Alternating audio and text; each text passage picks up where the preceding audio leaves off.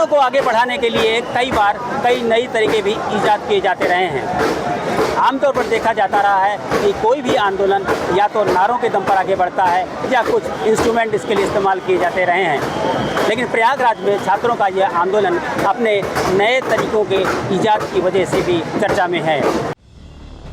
3 दिन से लोक सेवा आयोग उत्तर प्रदेश के कार्यालय के गेट के बाहर आंदोलन और प्रदर्शन कर रहे प्रतियोगी छात्र अपने आंदोलन को आगे ले जाने के लिए कई तरीके अपना रहे हैं। कार्यालय के बाहर पीने के पानी की खाली बोतलों को सड़क पर पटककर शोर करती महिला अभ्यर्थियों पर नजर डालिए। महिला अभ्यर्थियों का कहना है कि इसके पीछे भी उनका मिशन और विजन है। हम लोग की जो डिमांड है, जब तक ये पीएससी मान नहीं लेगी तब तक हम ऐसे ही धरना देते रहेंगे। बोतल बजाने का ये हमारा एक शांतिपूर्ण धरना प्रदर्शन का तरीका है। शोर हो रहा है तो ये चीजें आयोग को समझना चाहिए ना कि हम लोग की प्रॉब्लम समझे। स्टूडेंट अगर यहाँ पे धरना दे रहे हैं बिना खाए पिए बैठे हैं सब, तो ये चीजें समझना चाहिए। पीएससी से उम्मीद नहीं दिख रही, लेकिन अब एक उम्मीद योगी जी से है कि शायद सुन ले। क्या आप लोगों के आंदोलन का? जी सर, ये हम लोगों का प्रतीक मान लीजिए या कुछ भी मान लीजिए सर, हम लोग इस आंदोलन नहीं कर रहे हैं सर, अपनी मांग रख रहे हैं कि आयोग के अध्यक्ष हम लोगों से बात करें, जो नॉर्मलाइजेशन वाला सिस्टम इसको हटाएं। ये प्लास्टिक बोतल क्या कर रही है? सर ये आयोग को जगाने के लिए सर, वो सोया हुआ है, इसको जगाने के लिए सर हम लोग ये सब कर रहे हैं सर। ये हम लोगों का कोई शौक नहीं है सर, बहुत मजबूरी में हम लोग कर रहे हैं।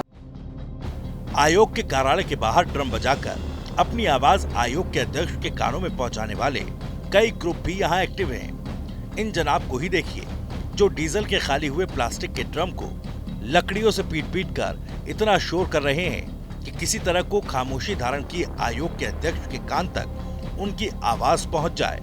वैसे इसके पीछे उनका आइडिया भी क्रांतिकारी है। इसके लिए ये शहीद भगत सिंह का मिशन याद दिला रहे हैं। जब शहीद भगत सिंह ने कहा था, सोई हुई निरंकुश सत्ता को जगाने के लिए ऐसा ही तरीका अपनाया जाना चाहिए।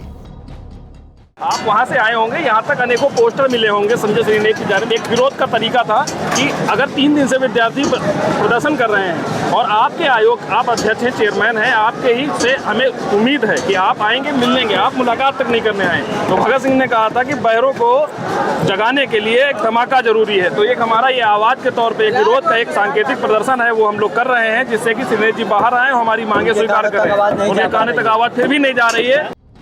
लोहे की बेकार पड़ी टीन शेड को सामूहिक रूप से पीट कर तेज ध्वनि पैदा करने में जुटे इन प्रतियोगी छात्रों पर भी नजर डालिए।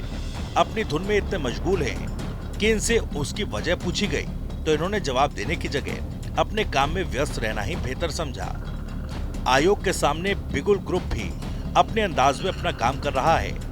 100 से ज्यादा छात्र बेसुरे बिगुल के जरिए कान फोड़ू शोर के जरिए अध्यक्ष को जगाने की कोशिश कर रहे हैं। हम लोग धरना देना है कि 1 डे 1 शिफ्ट में एग्जाम करवाएं, बस इसलिए हम लोग यहाँ लगे और नोटिस लेके जाएंगे यहाँ से। हम लोग 3 दिन से हम लोग यहाँ लगे हुए हैं। ये क्या है? बिगुल है, क्या है यार? बिगुल बजा रहे हैं हम लोग, अध्यक्ष को बाहर बुलाने के लिए बुला रहे हैं ताकि हम लोग को नोटिस दिया जाए।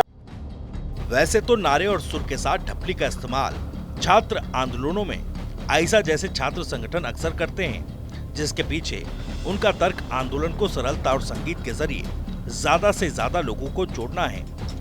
लेकिन बेसुरे अंदाज में ड्रम पीटना, प्लास्टिक की बोतलें सड़कों में पीटकर शोर शराबे से सत्ता को जगाने का अंदाज नया है, जिसमें प्रतियोगी छात्र आयोग के अध्यक्ष को नींद से जगाने के लिए इसके इस्तेमाल की बात कर रहे हैं। सोशल मीडिया में भी छात्रों का आंदोलन का ये नया नवेला तरीका भी खासी सुर्खियां बटोर रहा है।